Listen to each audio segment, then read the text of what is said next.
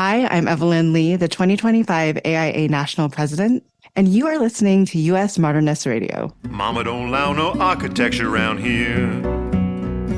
Mama don't allow no architecture around here.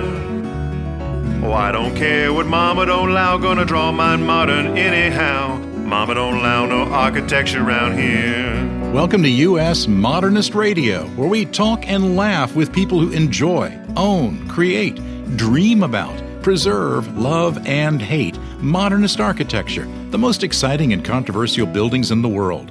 I'm Tom Guild. From poolside at the swanky US Modernist compound in Palm Springs during Modernism Week 2025, we'll talk to Liz Waytkus, Executive Director of DOCOMOMO-US, and photographer Andrew Pielage. Back in the studio, we'll hear from LA's architect of the stars, Paul McClean, and we'll hear from this week's musical guest, Laura Anglade.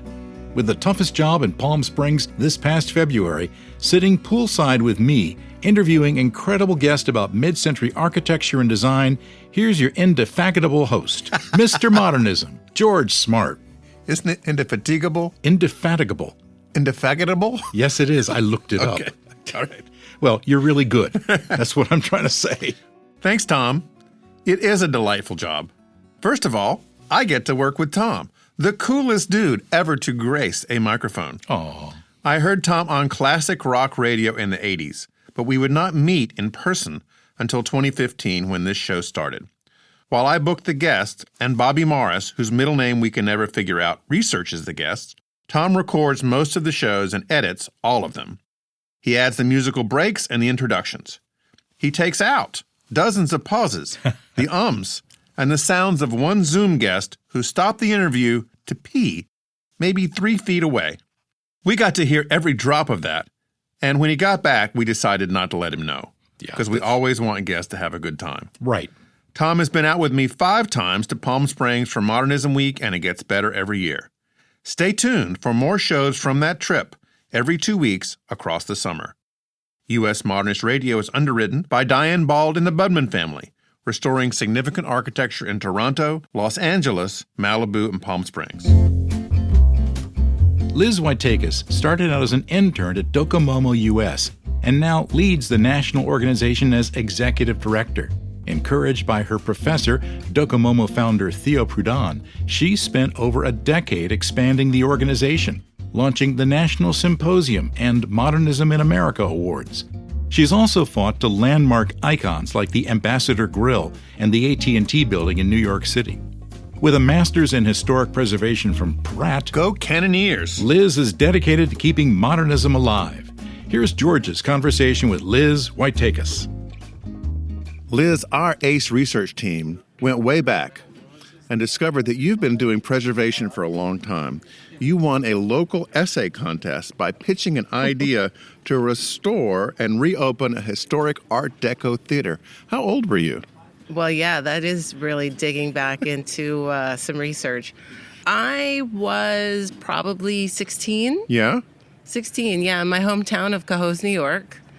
And the Downtown Improvement District had an essay contest for high school students of how to reinvigorate our downtown. Yeah. I lived on Remsen Street, which was our main street, just a beautiful old mill town in upstate New York. And I lived next to the historic Cohoes movie theater most of my life. And during that entire time, the movie theater was closed. So as you can imagine, as a teenager, all I wanted was the movie theater to be open. So I wrote an essay. The way to reinvigorate downtown was to restore and reopen the Cohoes movie theater. And what happened? Well, I won the essay contest. Yeah. There's a hilarious photo of me at 16 with big 80s hair. Our mayor and our assemblyman shaking my hand. So that was that. The movie theater didn't open. Oh, that's too bad. And I graduated and left and never looked back. Yeah. Except in, I think it was 2010, I was in graduate school at Pratt Institute for Historic Preservation.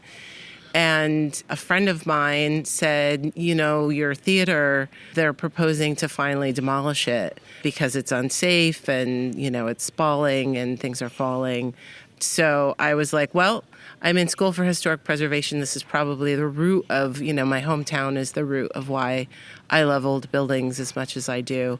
So I should go back and put these skills into place. Yeah. It was the first time that I think I ever spoke in front of any kind of government or agency speaking out on behalf of a building. So I went home and testified, saying, just the whole story of, the essay contest. And I lived in New Haven for a very long time, and I worked at a film festival.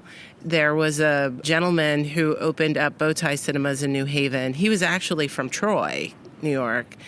And we had become friends through the film festival. He had opened up a movie theater. So I actually brought him in with the mayor's office into the theater in 2010 to see if it actually could be reopened.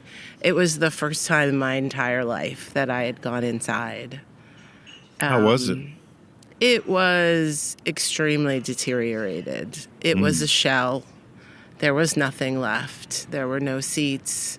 It was a single theater. There was no ability to put in more than one theater in there. So, it got demolished. Oh. It's gone. But it inspired you to this career of preservation. It did, and it's something that I didn't necessarily remember that I had this love and passion for.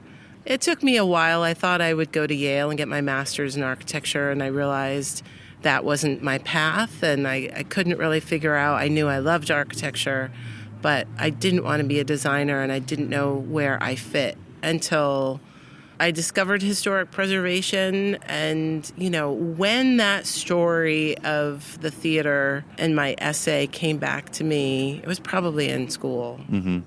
Well, we're going to talk about DOCOMOMO in a minute, but you're here at Modernism Week to talk about corporate campuses. Mm-hmm. A lot of people don't necessarily associate corporate campuses with modernism, but it was all the rage, particularly in the late 50s and early 60s. I remember visiting some of these with my dad.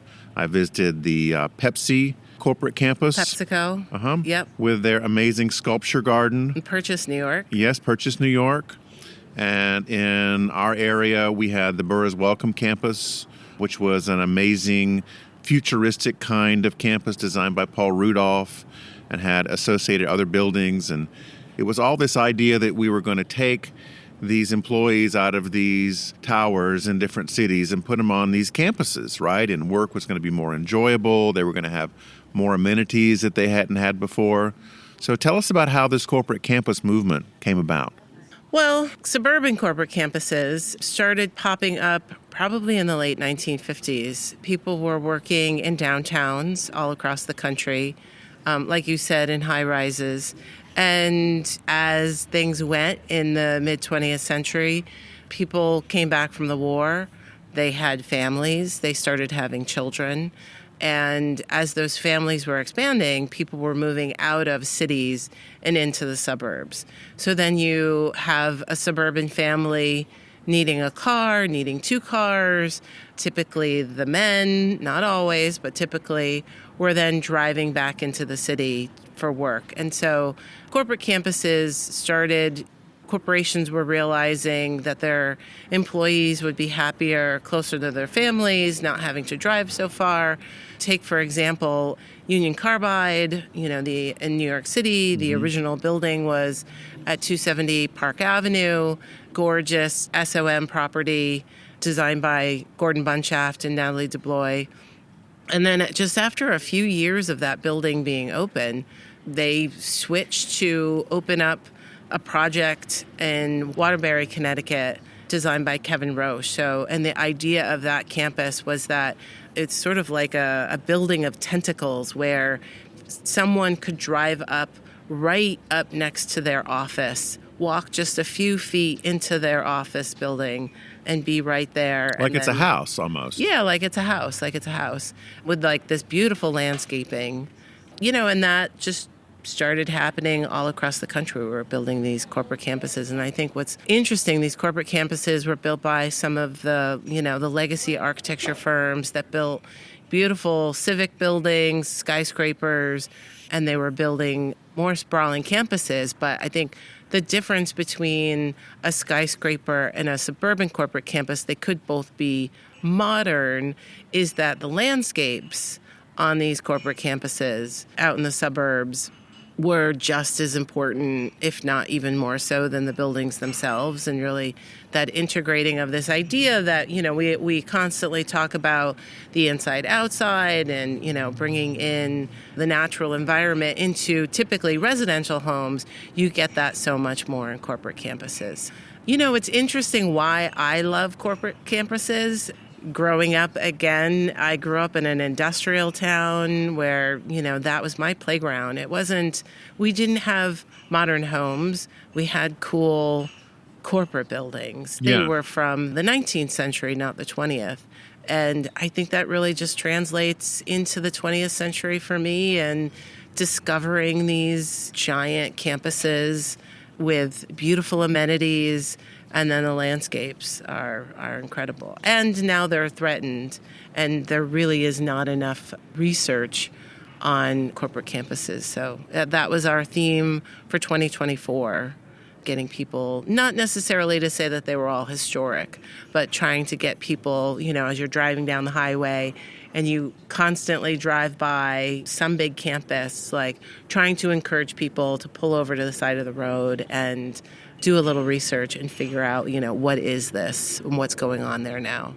What are some of the campuses that are threatened or empty or abandoned? There are many. I think 2 years ago, the Baxter headquarters outside of Chicago was threatened with demolition. So this is a Bruce Graham for SOM campus. I think it's 1971, 74, with landscapes by Sasaki. In that instance, Baxter, these corporate campuses is everything that's happening to corporate architecture. People are downsizing, people are working from home. They need smaller footprints, so let's get rid of, this campus that's expensive to run and maintain and only a fraction occupied. So in this example, Baxter was selling the campus to speculators for warehouses. So what's happening in the United States is these corporate campuses are well located near highways, and because we're all shopping online, we need warehouses to store these things that we decide at, 12 o'clock, I need, some cable or I need some beauty product, whatever it may be that we realize, and so we hit, buy, and then it comes to us within 24 hours. So when we do that, that is spurring this need for all of these warehouses. And so a speculator was coming in, they were going to tear the entire campus down, put up warehouses. And in this example, that has been stopped. It was actually stopped by the local community. Yes, preservation and architects stepped in and said this is a historic campus. None of that research had really been done. But it was really the local community of families saying, we do not want tractor trailers in our community. We do not want asthma rates going up because of tractor trailers. And they're really the ones who stopped that from happening. The Weyerhaeuser headquarters in Federal Way, Washington State. Washington, yes. Yep, outside of Seattle. Beautiful kind of multi-tiered building. Beautiful. That is also SOM and Sasaki. Hundreds of acres, beloved landscaping, really coming out of the environmental movement of this give back of a corporate landscape for the community.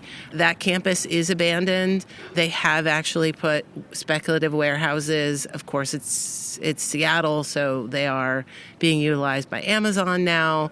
If you look online, there has been some discussions about who might actually take over the buildings on that campus. Westinghouse campus, another SOM with Sasaki. 2 buildings by SOM on that campus with some earlier examples. That campus is sitting abandoned right now. I was just out there in January. part of the campus is still being used, but they had an auction last year for the entire campus. The auction itself, they were not suggesting that the buildings were reusable, even though they absolutely are. Sure. And I have not heard, but I sort of assume that the auction failed because we have this problem with, corporate buildings right now. No one is expanding in that way. And if anything, we need more residential, not more commercial. Some of the really large ones, I think, are up in the air, like the Bell Labs corporate campus. I think it's been in the TV show Severance. Yep. It's called Bell Works now. Okay. Historically Bell Labs. Yeah. Is that still going as a campus? Yeah, that's actually the poster child for what to do. So that was an abandoned campus that we thought we were going to lose. Actually, DOCOMOMO-US Tri-State, the New York chapter of DOCOMOMO, stepped in and had some workshops, some visioning sessions to talk about what the campus could be. And really a developer with the vision for that campus stepped in. They did build some additional residential surrounding the landscape, but that they've turned that into a mixed-use facility. There is a library, there's a gym in there, places to eat. They have weddings on that campus. And now it is known as the headquarters for the television series Severance, which is fun, although it looks sort of spooky and scary on the television series, but I definitely recommend it's open to the public. Definitely make a road trip out to Homedale, New Jersey to be able to see it because that building is so welcoming. You walk in that front door with this gorgeous atrium, and you can see all of the original architecture by Eero Saarinen. Kevin Roche was actually finished it because Eero died before it was done. But it's an incredible, incredible corporate campus. You mentioned DOCOMOMO earlier. You're the executive director of DOCOMOMO and have been since when? So I like to tell young people that I am still in my internship. I was the DOCOMOMO intern beginning in January of 2010. I became the very first executive director in May of 2011, and I essentially never left my internship. It has been my one real preservation career. And I've been able to, see DOCOMOMO grow from a very small, modest organization to, in the United States, we have 20 some odd chapters all across the country, thousands of people who are members of DOCOMOMO and, active in their communities. It's really just an incredible network of people who love architecture, work on architecture, and really just advocating for modernism. So DOCOMOMO, in case you haven't Googled it yet, stands for? The Documentation and Conservation of Building Sites and Landscapes of the Modern Movement. There you go. There are a few other letters in there you just inserted. Well, building sites and landscapes, yeah. You can shorten it lots of different ways, but DOCOMOMO doesn't really need explanation anymore. Mm-hmm. I mean, I think if you don't know what it is, you can explain what it is, but it's such a fun word. Yes, absolutely. DOCOMOMO. Yeah. And that's actually, I give a lot of tours, and when we go on our tours, that's the way I get everyone's attention, is it's like this Marco Polo. So I yell, Doco, you yell... Momo. Doco. Momo. Doco. Momo. It's good fun. I can play this game. Yep, that's what we do, and that's how I get everybody. Because you take people on tours, people wander. Yeah, and you got to get them all to come back together again. You're like, come on, everybody, stop getting lost in whatever it is that you're looking at. So you've taken people to Mexico, right, and to Brazil. Mexico, Brazil, Finland, Cuba, France. We had a fantastic tour all over France looking at Corb sites. We're going to go to Japan in 25. We're going to go to India in 26. We went to Detroit, Michigan last year. We're going to go to Des Moines, Iowa. Have you been to Des Moines? Yes. Fantastic modernism in Des Moines. And right outside, there's a little cluster of Frank Lloyd Wright houses. Yep, there's a lot of Wright. There's a bunch of Mies. There's a bunch of Saarinen. There's a fantastic edition by I.M. Pei at the Des Moines Art Center. There's a ton of good modernism. So we're going to do that. I think we're going to go to Dallas and Fort Worth later on this year. Okay. Montreal, maybe. There you go. You're going to be busy. Busy, yeah, busy. Oh, Cuba. I leave for Cuba in like 2 weeks. And you put on a national conference every year? Every year. We have a symposium. The next 2 years are a little different from what we normally do. We're partnering with Preserving the Recent Past for our event this year. And we're partnering this year because next year we are going to, only for the second time, host the DOCOMOMO International Conference in Los Angeles. I think it's the third week of March of 2026. Okay. It'll be 500 people. It'll be very big. We will be based out of USC and the Getty. We'll give lectures, tours, and then great events and celebrations while we're there. It'll be a love letter to Los Angeles, especially after the fires this year. Well, I'm planning on being there, so I can't wait to see it. Liz, thank you so much for stopping by. Thanks for having me. It's fun. That was George with Liz Waytkus. Andrew Pielage is on a mission to photograph every remaining Frank Lloyd Wright design, and we've been following his journey for over 5 years. Andrew was once a lowly hotel manager juggling 50-hour work weeks. Now this architectural photographer shares his stunning images with over 14,000 followers on Instagram. His book, Taliesin West, At Home with Frank Lloyd Wright, captures a decade of his work, and he's also the author of 50 Lessons to Learn from Frank Lloyd Wright. Here's our conversation with Andrew Pielage. Andrew, welcome back to the show. Thank you very much. Thanks for having me.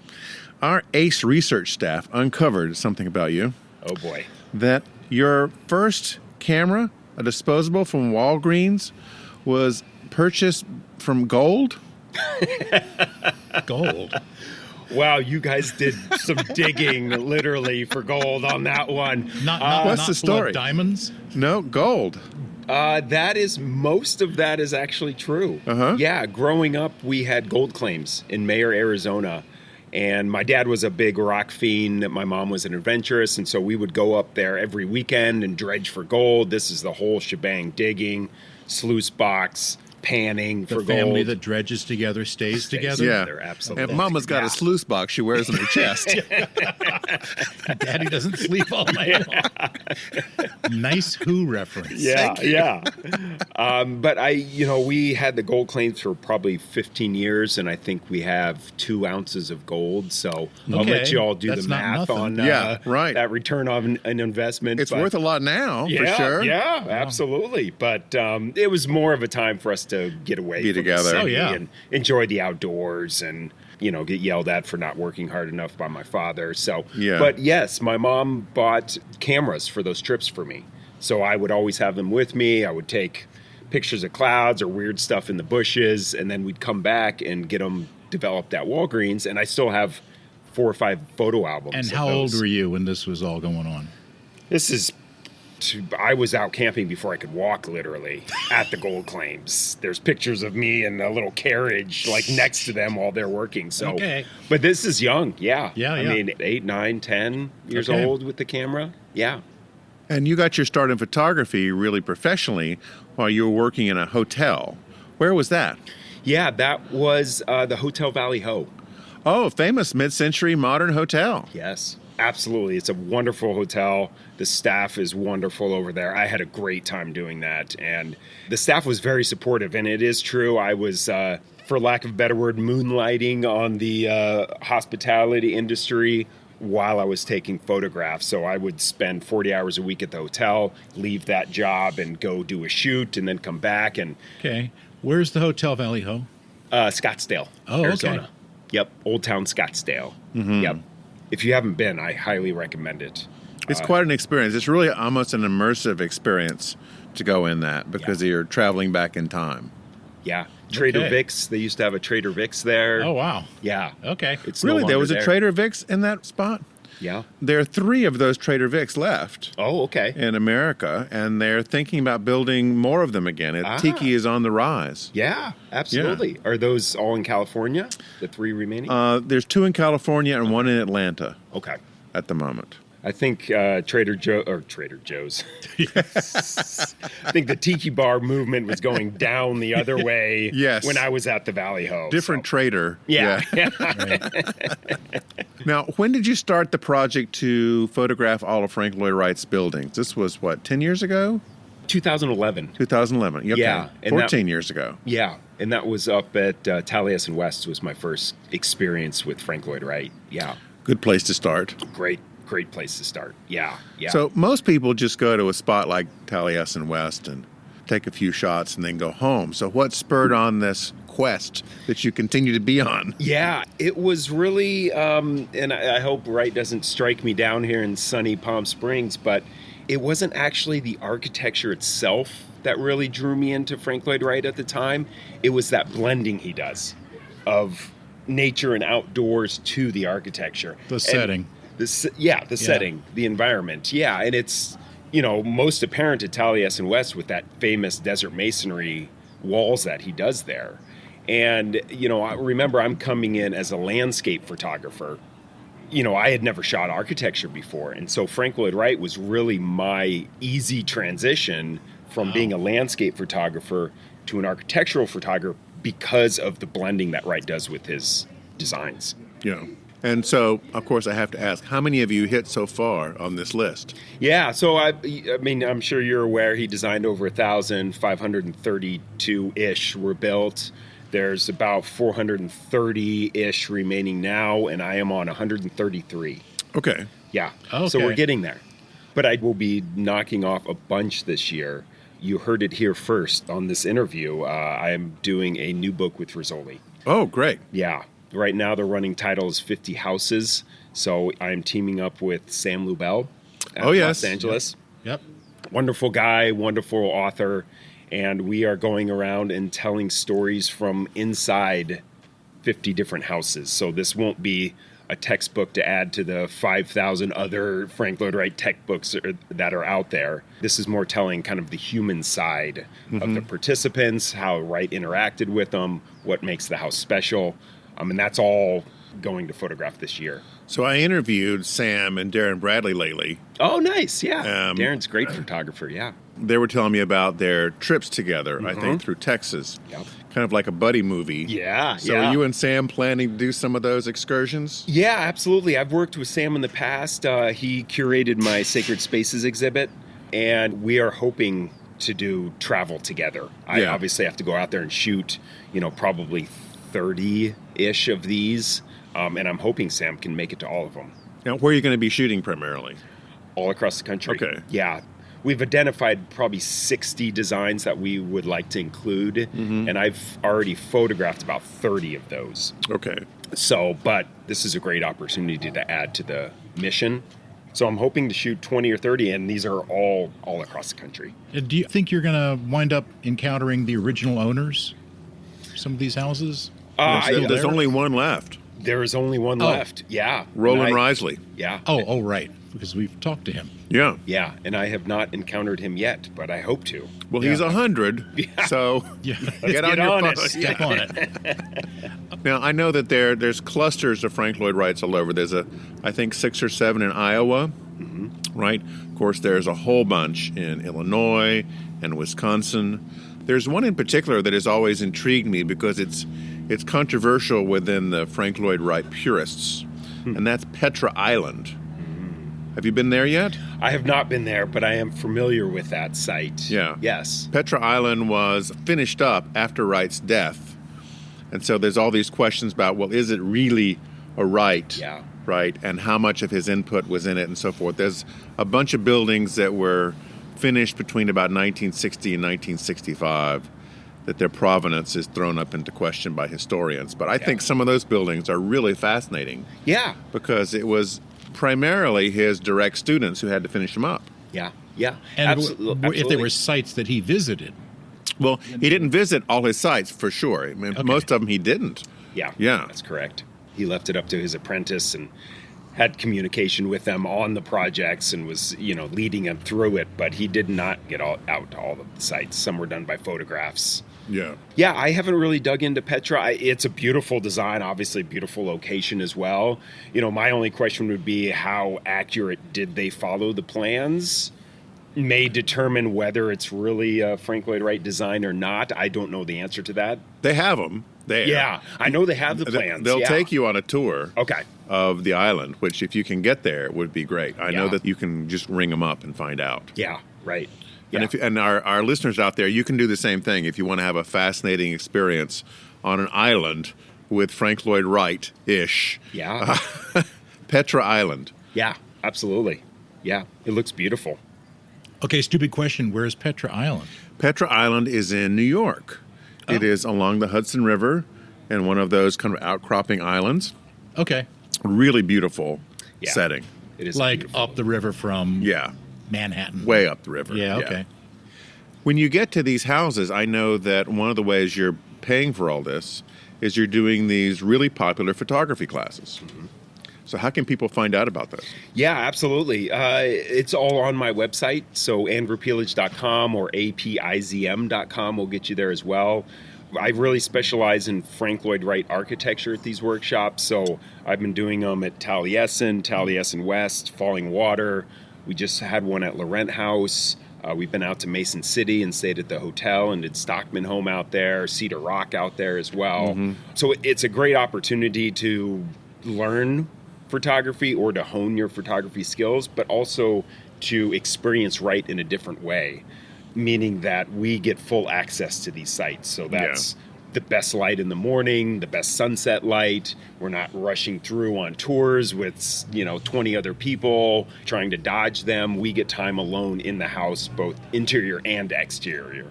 So it's a wonderful experience. And I don't want to not mention that you're surrounded with a crew of people that also have this common interest of Frank Lloyd Wright. Yeah. So this community is now much bigger than just my workshops. They go out to Frank Lloyd Wright sites on their own. They were doing Zoom calls during COVID together. So it's a really close-knit group. It's like the Grateful Dead, really. It's it's pretty much on that scale. Yeah, Do they have pretty buses? close. No, but we have about 100 people in our alumni group. We have a private Facebook group. So on the website, we'll get you all there. I also teach one-on-ones as well, and I'm doing like single-day tours now. So, for instance, tomorrow I'm taking a group out to Lloyd Wright's Metaphysical Retreat Center out here, and then we're going to Joshua Tree to photograph the Joshua trees. So, nice. It's not just architectural workshops or tours. It's Back also, to your roots. I like that. Back to my roots. Absolutely. Yeah. So on the scale between a Walgreens camera and a Nikon Super Digital, what kind of equipment do people need to have these days to be able to take good pictures for themselves? You know what? I think a good picture doesn't actually come from the equipment you're using. I think it comes from your heart, your head, what you're seeing, whatever inspires you is what makes a good photograph. I think we're caught up in this age of we are taking photographs for other people to see, which I don't think necessarily is the way that you should come into being a photographer or taking a photograph. This is something that you see in a different way than other people, not trying to see it for somebody else. So you're not a big, here's what my breakfast looked like kind of guy. No, not a foodie Good. photographer. Yeah. So to answer your question, it could be a cell phone, it could be a Walgreens disposable camera, it could be a $5,000 mirrorless Canon camera. Mirrorless. That sounds very fancy. Yes. Yeah. I thought I'd drop that on, and you guys, that'll be a different interview. That's like the Ferrari of cameras. When people are taking your classes, I know that when you look at real estate listings or even a lot of conventional books, there's that sort of special blue light that happens, sometimes naturally, sometimes with enhancements. It seems to be still so popular, right? Yeah. How does one achieve that? What time in the morning do you got to get up to get that? Yeah, so I tell my students that you never chase light, you wait for light. And that means during the workshops when I'm shooting for myself, you're up before the sun is up. Yeah. You're finding your composition, you're setting everything up. So then when that light becomes or appears in where you want it, you're all set up. We're not running around trying to chase the light from composition to composition. You're waiting, and it's preparation that will get that. So you're teaching patience. Teaching patience. Yeah, absolutely. And you have the golden hour is usually around sunset, but referencing what you're saying, we call it the blue hour. So that's, maybe it depends on your location, but 20 minutes before sunrise, you start to get that blue comes up in the sky. It's that really like rich, like cobalt blue almost. And I really enjoy that blue. And that blue also comes after the golden hour at sunset. After that, the ambient light comes down, that blue starts to come up too. And it's a beautiful time. And during the workshop, we are waiting for that interior light in the architecture to match the ambient light outside. And that usually spans, you usually get about 20 minutes of that matching light. And that's when you're snapping all your photos. Yeah. And because everything's digital mostly today, what do people use to enhance their photos? What are the most popular softwares these days to work on those? Yeah, we work with Adobe Lightroom. It's kind of industry standard. There are a couple other ones, but it's wonderful software. It's keeping up with the times. This, AI revolution is hitting cameras. It's hitting especially the software that we're using as well. I do teach modules of Lightroom in the workshops as well. And that's what I recommend, Lightroom Classic. Yeah. And then, another, I think, valuable tool in these workshops is our critique sessions. So the students will photograph, we'll talk about Lightroom and they'll do some editing. And then they submit an image to me anonymously. We put them up in front of everyone. We constructively, talk about the image in an honest but friendly environment to do that. And then if the person wants to come forward after the critique, then they can. And they usually do. Yeah. That sounds fun. I've not heard of a critique being done that way. In architecture schools, it's pretty much a firing squad every time. So that's a lot more civilized, what you're doing. Yeah, and it goes the other way, too. I mean, my mom likes all my photos, but how does that, as an artist, benefit me moving forward? How does that help me grow? Andrew's done so well. She kind of sounds like that. That was actually really good. That's my mother voice. So I think it's a very valuable tool to learn how to critique someone's photograph, and then you can critique yourself as well. So as you're traveling around seeing these places, what are some of the present-day architects whose work that you like, that you want to go and snap some of their houses as well? I get distracted often with other architects, but I am trying to stay in that Frank Lloyd Wright vein. Yeah. Because I still have 400 Yeah, more it's true. to go. You have quite a to-do list. Yeah, and I do get offers to shoot mainly the... What's your current rate of speed? It's going to take you about 40 years. Yeah, I'm hoping to finish before I die is my goal. That's what I tell people. Aren't we all? But it's mostly apprentice work that I am really focused on when it's not Frank Lloyd Wright. Not really any, I would say, current architects. I'm more still in that organic architecture of the fellowship. Have you spent any time with the organic architecture guys? Living? Yeah. The living ones, obviously. The dead ones are otherwise engaged. Yeah. No, not really. Yeah. So basically, organic architecture is to modernism what monks are to priests, right? They're the radicals of modernism, right? This is the sort of Bruce Goff school. Yeah. And these guys have a very dedicated, basic kind of a sect of folks that are trying to keep this kind of design alive and remembered and saved.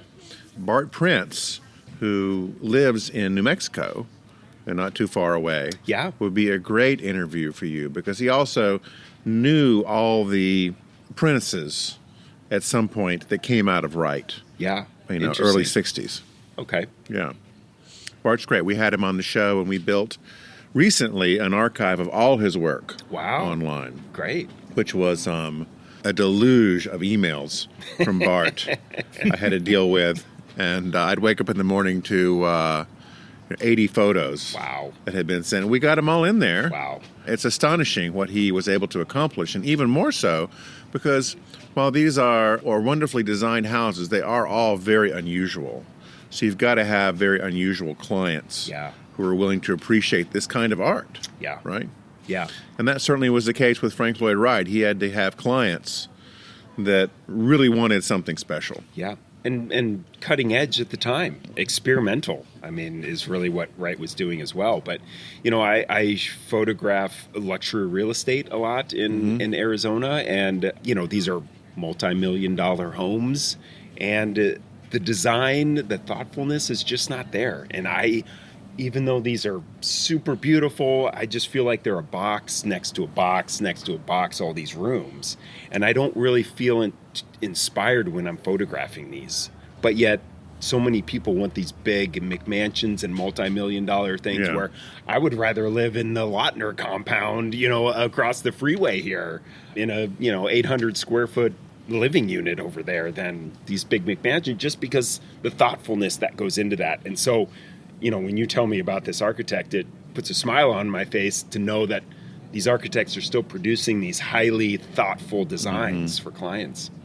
Yeah, it is interesting how people are really attached to this square footage number. Yeah. And not Yeah, necessarily that's a good way to put it. how efficient that square footage Yeah. is, right? Because I've walked into 8,000 square foot houses that really had like 3,000 square feet of usable space. Yeah.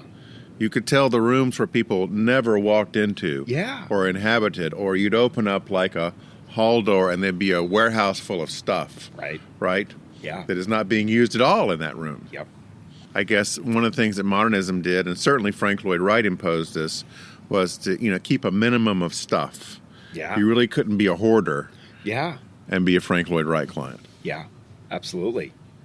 As you're exploring all these different houses and so forth, I assume that at some point some of the owners invite you to spend the night. Oh. That must be fun.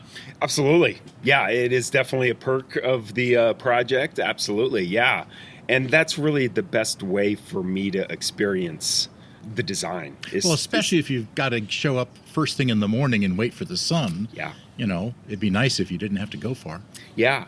And, reaching out to do this new book, there are sites that have offered for me to stay, and they realize the importance of experiencing the space before you photograph it. And that's really, really important as a photographer to do that. And I obviously don't get this luxury, but it is nice to be able to, we can call it scouting, but I consider it more of an experience of staying in these places with my camera still in my backpack. So do you ever this is not an intimacy question, do you ever take it to bed with you, Andrew, and wait for the morning when you wake up and take a picture of the first thing you see in your Frank Lloyd Wright room so we can all know what it's like to wake up in a Frank Lloyd Wright house? That is just a bad visual. Really. I am I don't know that there's much there, George. But I will comment on that. There is something to seeing that first light that comes into that space. Yeah. And I tell my students, I did it at the Lautner compound a couple months ago when I was photographing there, that, we're not here to photograph the architecture, we're here to photograph the light. And that's what's nice about staying in these places is I get that very early morning light in there and can see that happen before I have to jump into action with the tripod and the camera and the settings and all of that. You get to see and experience that. So for the average tourist who is not going to be around either at sunset or sunrise, how do they get the best photos during the day? Yeah. A lot of these public sites have photography design tours. So these are usually a little bit longer. They don't, for lack of a better word, kind of rush you through the space because it's a tour. Yeah. There's usually less people on there, so they do their tour spiel and tell you about the space, and then they let you be a little bit. And if you want to take photographs and you're not doing the workshop, that's probably your best bet. They're typically earlier in the morning for that better light. So they do accommodate schedule-wise the opportunity to get the good light. At least some of it. Yeah. Yes, the decent light. Yes, because they don't want to do these tours at 5 a.m. Yeah, but it is decent. The one thing to to observe when you're trying to take photos is light and dark. You want to get into a space that those two are not that far apart. So you don't want to be in a dark room shooting outside a very bright window. You always want to have the light source behind you or to your right, to your left. You never want to be facing the sun or facing the window. Unless you want a silhouette. Yeah, unless you want a silhouette, or, if you're in a dark room and you're shooting out a bright window, you're not going to be able to see out that window. So instead of facing the window, turn around and have all that light illuminate you from the back into the space. That's a great tip. I'm going to take up some of that myself. Yeah, it's one of those things that you realize after the fact. Like, oh, I probably should have turned around. Yep. Huh. Yep. Maybe next time. Yeah. Or, take that late or early tour will help because that light is not super bright yet. Andrew Pielage has a new book coming out in 2025, hopefully. 26. And if you want to see some of his most recent work, the book is called Taliesin West, At Home with Frank Lloyd Wright by Nora Burba Trulson, yep. With photography by Andrew. Absolutely. Thanks for stopping by today. Yeah, thanks for having me. This was fun. That was our conversation with photographer Andrew Pielage. If you're a successful Hollywood celebrity or a world-class real estate developer or a tech CEO cashing out IPO stock, you're gonna want a stunning house in Beverly Hills. It just comes with the territory. And our returning podcast guest, architect Paul McClean, is the master of that domain. His houses are as spectacular as they are large. With unique features and stunning views, McClean's houses are celebrities in their own right, regularly making the news as new ones go up and existing ones change hands. McClean grew up in Ireland, in the North Dublin suburb of Coolock. He graduated with honors in architecture from the Dublin Institute of Technology in 1994. During his university years, he worked with award-winning architectural practices in London, Dublin, and Sydney, while collaborating with Ireland's Monument Service to sketch and survey historic castles and monasteries. Paul also spent a year in Dublin focusing on museum and gallery projects. Over the last 25 years, McClean has worked in California, Dubai, Canada, England, and Thailand with clients like Beyoncé, Jay-Z, Calvin Klein, Kim Kardashian, and Scooter Braun. McClean was the architect for developer Niall Niami's 105,000 square foot mega home, aka The One, which at one time had a $500 million asking price. And if that's not enough, he's renovated President Ronald Reagan's former house. He is the subject of two gorgeous books, one from 2019 and one from 2024, which highlight 25 years of his work. Welcome, Paul. Thank you, Tom, and thank you, George. Thank you so much for having me. I really appreciate it. So, Paul, let's start off before we get deep into architecture. Tell me about Brother Crow. My God, do you do your research? Brother Crow, a name I haven't heard in a very long time. Brother Crow was the headmaster at my high school. Well known for at high school dances, making sure there was at least a stick's distance between any girls and boys, and if that stick distance wasn't there, that stick may end up somewhere else. Yeah. But he was fantastic principal, and he pretty much got me going. Like, I mean, the interesting thing for me is where I grew up is a very modest part of Dublin, and I always wanted to be an architect, and nobody kind of knows why, but all these people like Brother Crow were sort of helping me to get going. And for example, when they were renovating the high school, they were adding an addition, and he pretty much told the architect he wasn't getting a job unless he gave me an internship, which I didn't know anything about. So one day I just walking through the school corridor, and he's like, "Mr. McClean, you're going to have an internship in architecture, no buts." But there was a lot of people like that helped me along the way. And as you look back, and we're looking back a very long time now, 40 years, it is amazing to think how much people helped. It's wonderful. And like many architects, you were a big Lego fan. Yes. Still am. Yeah. Give me a Lego set. My wife's complaining about us building Tower Bridge a few years ago on the floor at Christmas. That's one of those that has like 2,000 pieces or something. Yes, exactly. And you don't know what to do with it afterwards, right? Yeah, right. Well, you build a display case, for heaven's sakes. But I always loved Lego. I always loved drawing since I was very, very little boy. That was like what I spent most of my time doing. In my school years, I spent mainly drawing houses in the back of report books and copybooks and getting in trouble for just drawing all the time, but not really in trouble because at least I was doing something Yeah, productive and not throwing things, I guess. exactly. It's like these kids who, write slam poetry all the time. You can't really knock them too much. At least they're Right, being right. creative. So my art teacher used to say, he was like, well, another house from you, Mr. McClean, but oh well, at least it's something. Now, when you got out of school, what firms did you go work for? What took you around the world? I was fortunate in that, like, I started that first internship when I was 16, I think. And I was able to get internships all the way through university. So I worked for Cambridge City Council my first year, after my first year of college in England. And then I worked for a firm in London, a large commercial firm, the next summer. And then I headed off to Australia and did a year with a guy called Dennis Rourke, who did really beautiful modern homes and small buildings in the Sydney area. And after that, I ended up back in Dublin. My fourth year at school was working for McCullough Mulvin for almost 15 months in Dublin when they won this large competition for public buildings in the city, just when things were starting to move again in Dublin. After that, I ended up coming to America. I had some friends in California. So I came over here after finishing school and worked for Horst Knoppenberger in Laguna Beach for 4 or 5 years and then set up our own firm. So that's pretty much it, the short resume.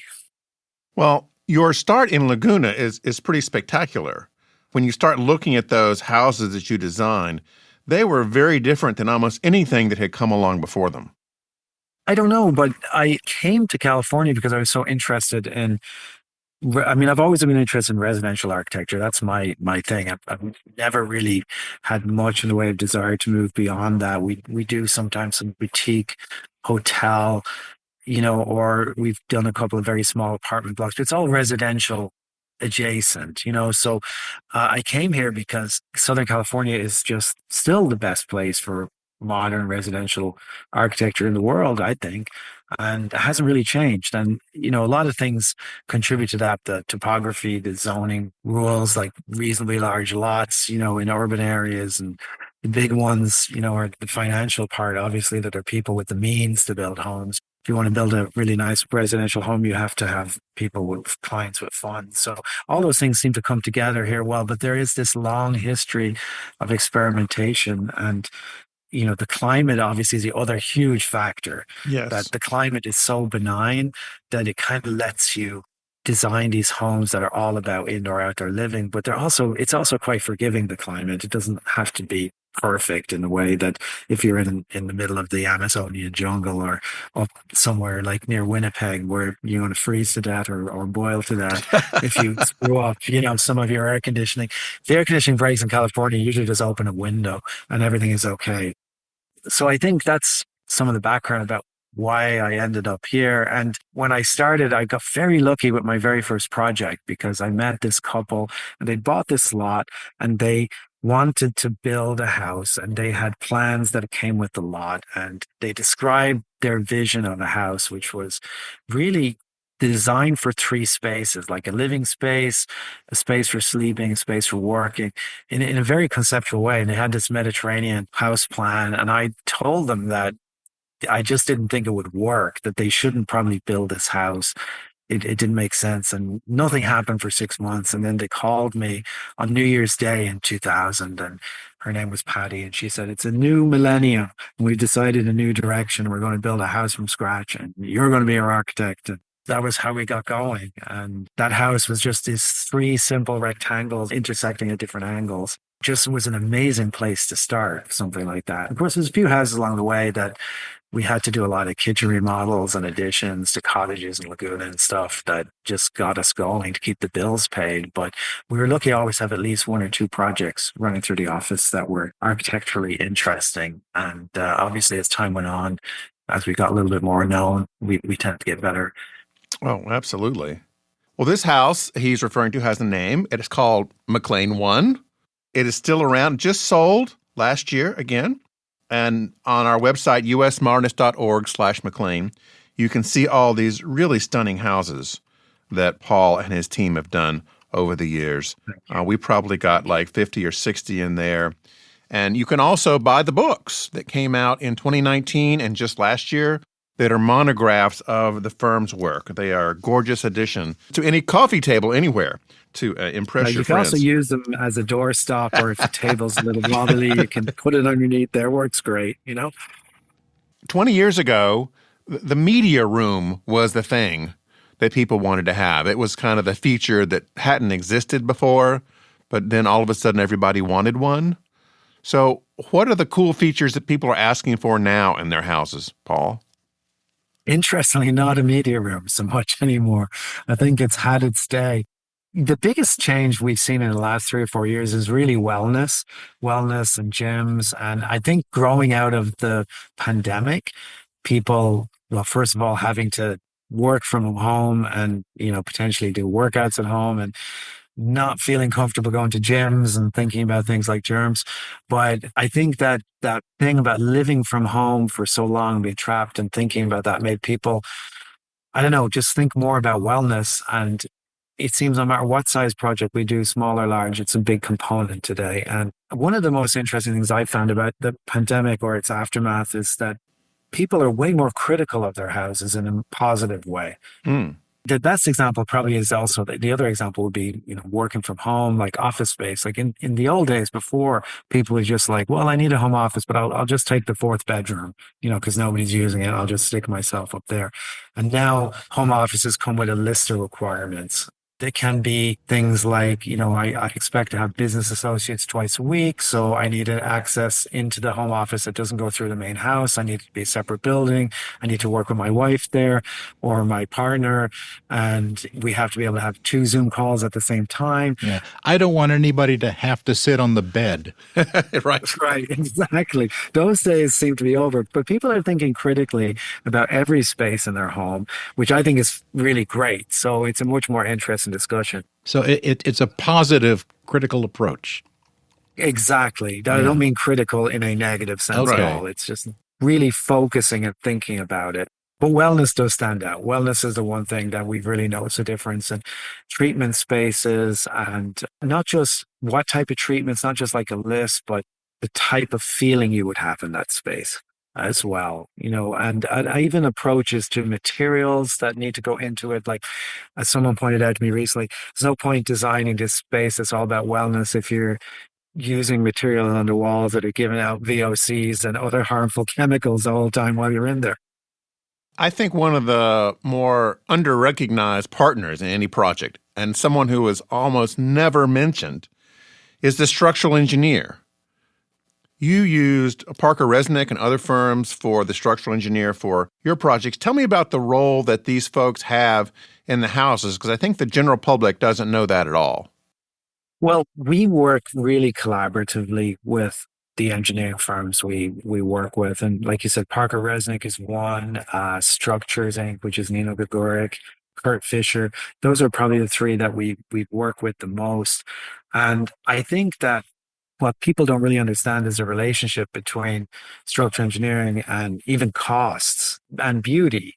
So it's one of those few places, I think, where if the structural engineering is done right, you end up with a beautiful building which has elegant spans, and it actually costs less money than if it was done badly, because the structure will be lighter and will span better. So we spend a lot of time at the beginning of the process of construction documents, arm wrestling with them about spans, the size of components, and trying to get them just right so that the architecture looks correct, but also functions the way it needs to, specifically because most of our projects are in seismic zones or hurricane zones or some zone or the other, or maybe combination of both. And you're nearly always dealing with having to meet those codes. But I really do enjoy that part of the process. And a creative engineer is what makes these projects as beautiful as they are. It's what makes it happen. Without that, they'll just kind of have this clunky, dead feeling, I think. Another question I had, Paul, was about construction. I've seen where some of these houses are, and you're putting a lot of house sometimes on a small lot. So how logistically does stuff get to and from the project? Is there like a remote staging area where the trucks come and then they go up one at a time? I mean, and particularly on these little tiny roads like in Beverly Hills, how does that work? Yeah, it's with difficulty and a lot of money. No, it's expensive. That's why you get the big bucks. Really? No, we have some sites. We just finished a project that we worked on with a client for over 10 years. And, I just was fortunate just before the holidays to be at his house for a Christmas party. And we were hugging and just saying that it's amazing we're still friends after it took us 10 years to build a house. But that was exactly why, because the lot was so small, but the program that he required involved building a double basement and utilizing every part of the lot in some way or the other.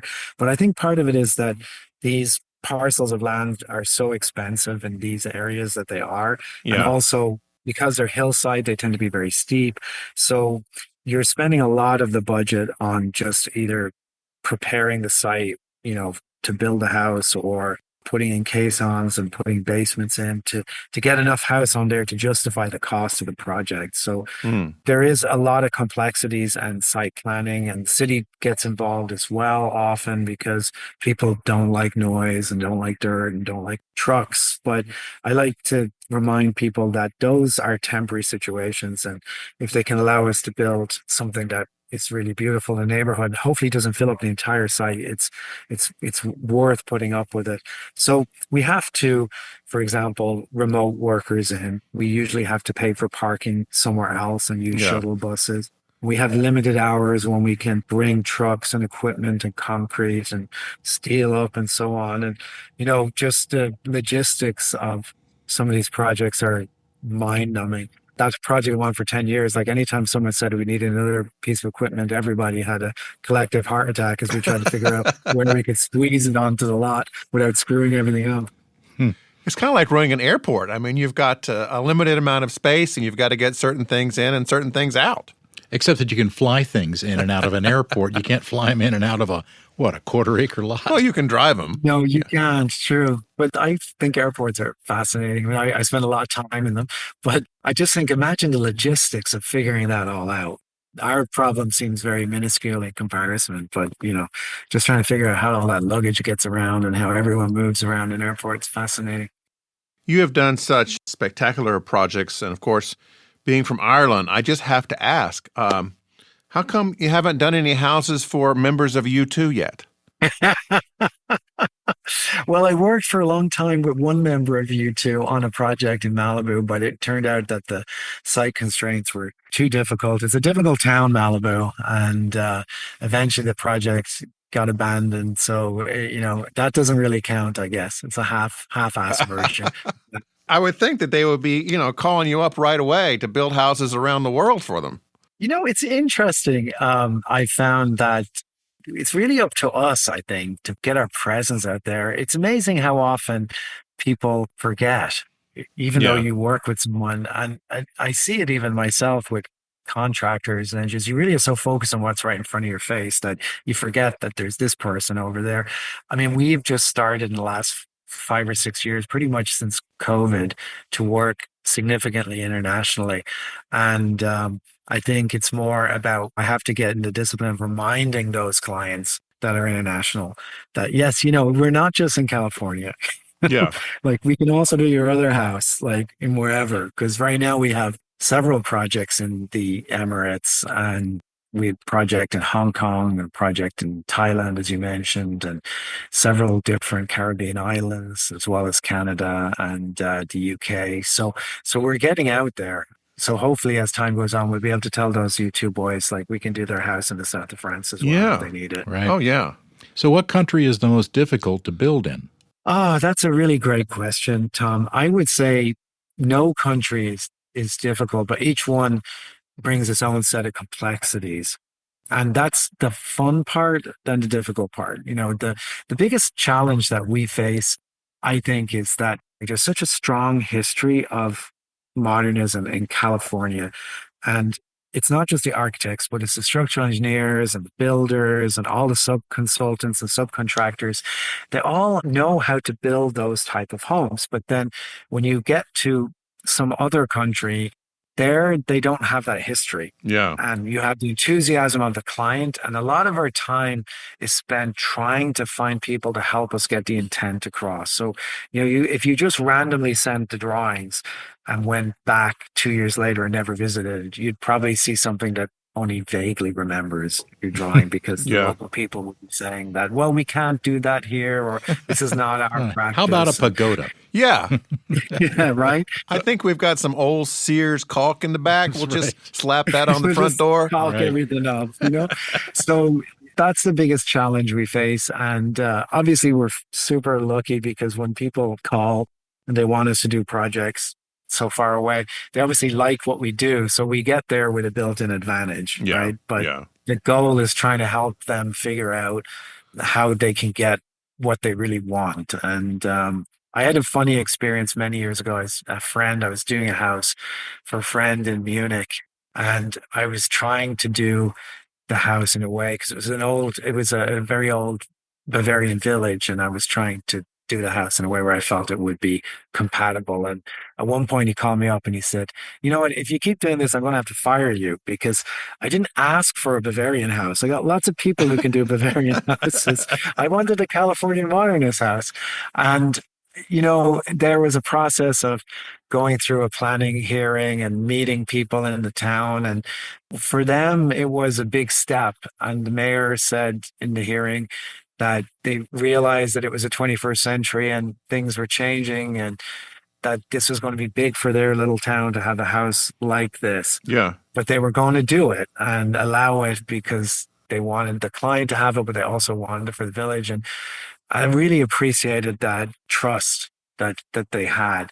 And in the end, I remember being there when it was finished a couple of years later and sitting in the kitchen, jet-lagged early in the morning in February and watching hawks, pick mice out of the snow and thinking, gosh, this really does work, this modernism. It works everywhere. As long as we get the technology behind it right and, it's not too cold or too warm, it really does work. It translates well to natural environments. So I'm hoping we can continue to do that. But, getting on all these planes is getting a little tiring, I'll tell you. Yes, yes, indeed. Well, it's nice to have the trust. Exactly. The trust is what it's all. And there's always Zoom. You can do a lot of things over Zoom with people now. We do. Yeah. But we need to go there wherever it is, and we need to cheerlead them on. Yeah. And give them handshakes and hugs and tell them what a great job they're doing. And that's what gets it over the finish line. By my calculations, which are not official, I think that Paul is probably the most successful architect for residential in the United States, just based on the volume of residences and the size and the expense requires to build them. It's just a huge portfolio, Paul, and you're not an old man. You're doing more of these in the future. So congratulations. I feel like an old man. No, I don't know that. There are some other firms like Olson Kundig and that are doing a lot more homes, or there's a crew out of South Africa, Sayota. They're doing a lot of homes. We're a small office though, and that's the difference I think between us and those type of firms. They have hundreds of people, and we're just an office of basically 15 people, and that's because we want to get deeply involved with our clients. It's not a production house, we are only doing maybe it's productivity projects. Then. Yeah, that sets you apart. You figured it out, Paul. Thank you. I appreciate all the work you guys do, really. It's amazing what you get out there and the interest you take. And, I don't think people appreciate how much work that is to put this all together. Well, thank you. And you're right. They do not. Paul's website is McCleanDesign.com. That's McCleanDesign.com. Thanks, Paul. Thank you, guys. Hope to talk again soon. George and I were chatting with Paul McClean. Inspired by legends like Sarah Vaughan, Dinah Washington, Edith Piaf, and Shirley Horn, singer Laura Anglade has graced iconic stages, including Olympia in Paris, London's Royal Festival Hall, and Town Hall in New York City, collaborating with top-tier musicians such as Peter Bernstein, Jonathan Kreisberg, and Ira Coleman. Originally from the village of Bruce-le-Château on the River Tarn in southern France and raised in Darien, Connecticut, she headlines major jazz festivals around the world. Her debut album, I've Got Just About Everything, was followed by the Juno-nominated Venez donc chez moi, and her latest Get Out of Town is out now. Welcome to the show, Laura. Thanks so much for having me. I'm so thrilled to be here. How badly did I butcher all the French? I was going to say I'm really impressed with all of it, actually. It was great. You have great pronunciation. Oh, merci I appreciate beaucoup. it. Well, Laura, I looked up Bruce-le-Château. It is a tiny, tiny, tiny town. Teeny tiny. What happened for you to be there to grow up? What did your parents do, and how did they come to move to Connecticut? So I spent most of my childhood summers there. This is a little village that my grandparents have a home there. It's not their main house, but I guess it's like their vacation house. And so that village has been really special in my family for years. And we also had a summer house there. So yeah, I never spent any time there. Actually, I came from Malaysia before I moved to the States. Yeah. So I moved to Connecticut at the age of 5, and I lived kind of in a bunch of Asian countries before that. My dad worked in advertising, and I think it was a mix of wherever work took us, but also just curiosity and love of travel. I really primarily grew up in Connecticut from the age of 5 to 18. So that's what I remember most. But yes, every summer I would spend in France. It was really important to my mom that we maintain our French roots and keep the family ties together. Now, in Darien and Stamford and New Canaan, there are huge numbers of mid-century modern houses. Do you ever come across those as you were growing up? Absolutely. Yeah, it's a really beautiful area, actually. There's tons around there. I always loved driving around. Did you ever get to perform in any of the houses? I don't believe so. I suppose my last year of high school, but I would always come into the city for that and do some jam sessions. And so, yeah, not too much in Connecticut. Although nowadays I find myself there more and more, which is great. It feels like full circle kind of, but maybe soon. You went to school at Concordia and graduated in 2018 and got a translation job. Was that French and English or something else? I studied translation. It was mainly French to English. I have a minor in Spanish as well. The job was French to English. My dream, actually, before music took over, was to translate fiction. So I always wanted to just translate books. I love to read. So that was my plan. And this job wasn't quite in translation yet, but it was my first job out of college, and I was a coordinator. So I was there for about a year or so. I'm grateful for the experience, but then I soon realized it wasn't for me. But that's how things happened. Well, we're glad you're singing all the time. Tell me about this first song, I've Got Everything. So this is a Bob Dorough composition, which my voice teacher from high school, Matthew Serapine, introduced me to. Bob Dorough, that's Schoolhouse Rock, right? Yeah, that's right. Well, he was a big inspiration for me. Just sort of randomly, I couldn't tell you why, but my teacher put on this record and something kind of stirred in me, and I thought, I got to do it. And so that's why I wanted to name my first album after this song, because it was really the song that had a big impact and started the whole jazz repertoire, falling in love with that. Of course, I have all of my favorites, but that was really kind of the start of it for me, I would say, was that song. Here's Laura with I've Got Everything.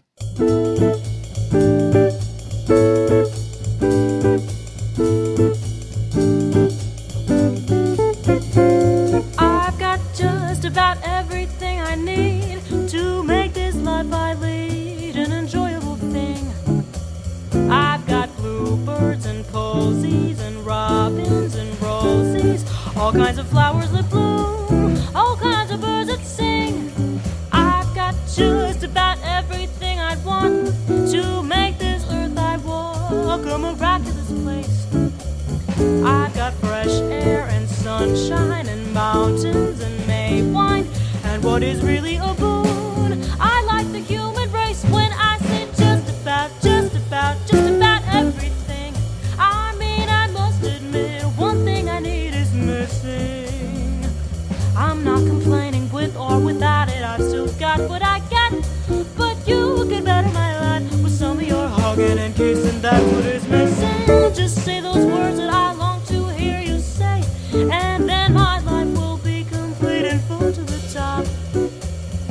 and I'll share all my treasures, my riches and pleasures, making the two of us one. That's all that need be done. Just say you'll be my own, my one and only one, and I can say I've got everything I need.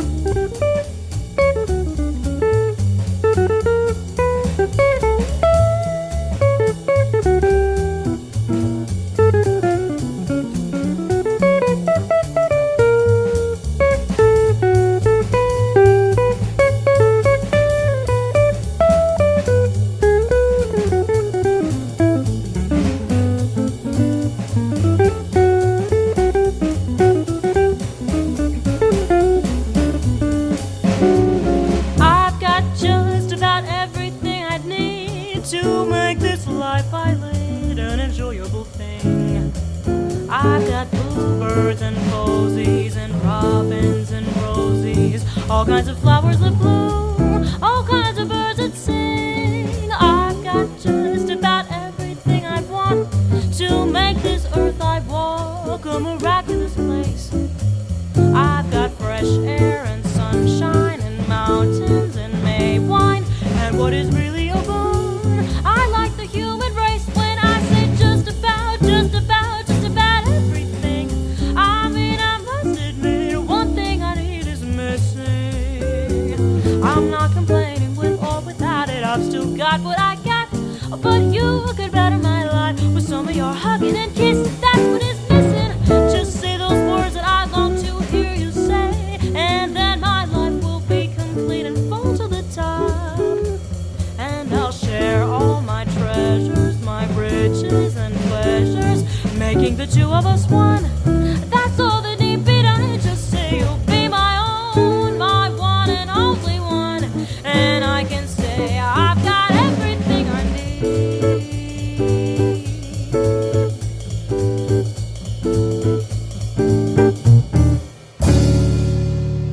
Laura, is that you playing guitar?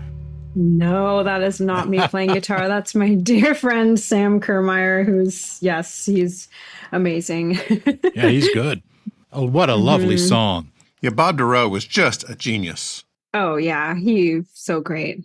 One of the best concerts I ever went to was with a close friend of his, Blossom Dearie, who you've been compared to a number of times. One of my favorites.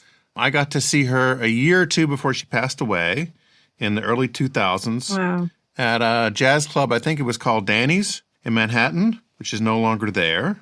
And she was fabulous. I reference all the time on the show, she has a really cute little song called My Attorney Bernie, which in her sweet voice. I don't know that one. Oh, yeah, she would love that. I'm going to write it down. You can look it up online, My Attorney Bernie. So what do you admire most about Blossom Dearie? You know, I love how unique her tone is, in the sense that you really recognize her speaking voice when she sings.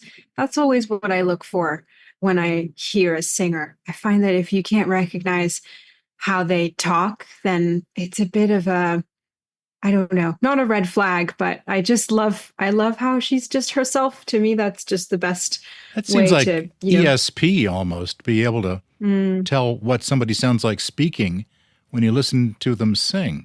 Well, jazz is so conversational, right? So I think that when you can bring that to the music, that's how you do it most effectively, in my opinion. There's something so simple about her delivery, and that's what makes it so special. She's just unlike anyone, really. I just love how the story is the primary function, it seems, in her songs. You can tell she really cares about the language and the storytelling. And I love that about her.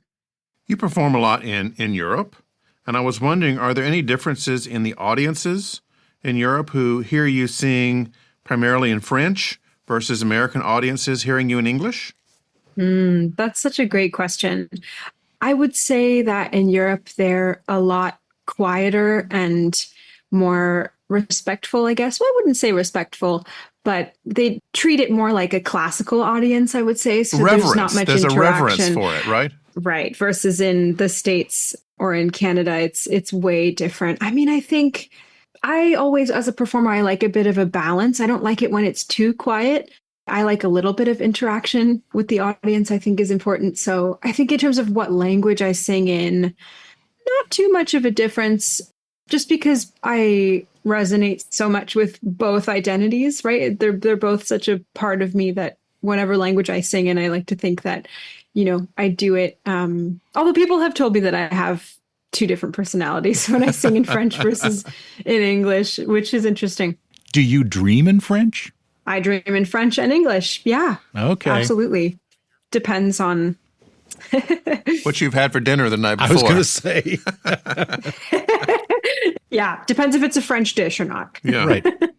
Laura, what songs tend to resonate for audiences no matter what language they're sung in?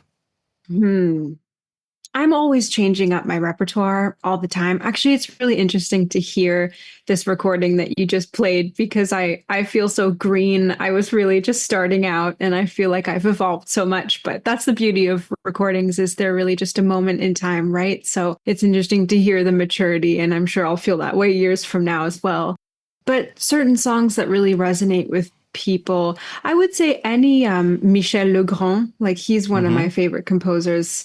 And what's so beautiful is that he has songs in French that also have been not necessarily translated, but rewritten as different stories in English. And those tend to really make a mark on the audience. I think just something about like how the song is composed and how it works with the lyric. He has such a specific voice as a composer. You might say the same thing about like Cole Porter. You can always recognize a Cole Porter melody. So those interpretations are really strong for people. But I think it's whatever song I really feel the most deeply about, the audience will be able to tell. And there's this one song that I love right now from the musical Yentl. That's actually, Michel Legrand wrote the music to this. And it's called Where Is It Written? And Barbara Streisand has a version of it. And it's from the movie. And my piano player and I have created a duo version. And that one just really tends to stick with people a lot lately. I would say ballads, anything slow where there's a real deep emotion or a story behind it. There's this one I just did on tour called There's a Small Hotel that also has French lyrics. And I discovered the French lyrics with my grandpa, actually in the village that you mentioned. So I share that with the audience, and people really hold on to those stories and they'll listen more if there's a little backstory around it. So they'll come up to me and tell me that it reminded them of their grandparents, or anything that's has a story around it, I think tends to stick with people. Let's hear another song. Tell me about Dearly Beloved. Yeah. Dearly Beloved is also from my first album. That's a great tune. We've done it so many different ways since then. I love Jerome Kern. He's one of my favorite composers. If I remember correctly, on this one, we did it a little bit slower. We've done it all sorts of ways since then. But it sort of brings out different stories as well when you change tempos. So yeah, I love this tune. Well, let's go back in time. Yes. And listen to Dearly Beloved. Dearly beloved, how clearly I see, somewhere in heaven you were fashioned for me. Angel eyes knew you, angel voices led me to you. Nothing could save me, fate gave me a sign. I knew that I'd be yours come shower or shine. So I'll say merely, dearly beloved.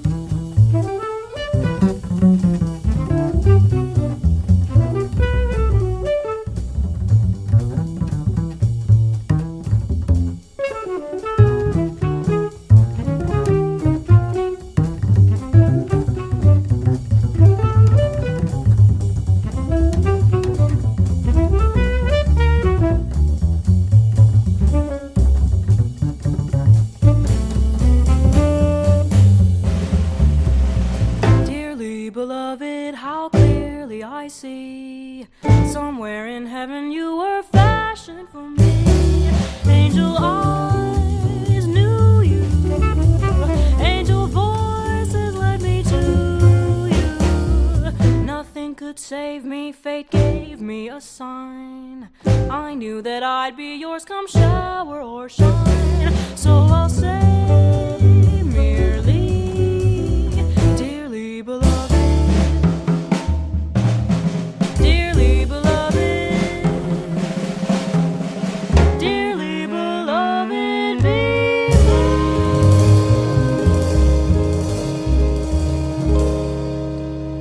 That had a little tempo to it. Yeah, I like that. Thank you. You can learn more about Laura at Laura Anglade, and that is LauraAnglade.com. Thanks for spending time with us, Laura. Thank you so much. This was such a pleasure.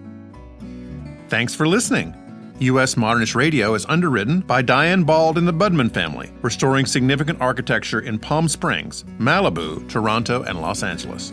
Visit USModernist.org's massive archives to listen to past shows, discover documentation of 25,000 significant modernist houses, and access 5 million pages of classic 20th century architecture magazines. U.S. Modernist Radio is produced by Soundtracks Recording Studios in Raleigh, North Carolina. Our theme song was performed by George Smart and Robinson Earl, with guest research by Bobby Morris.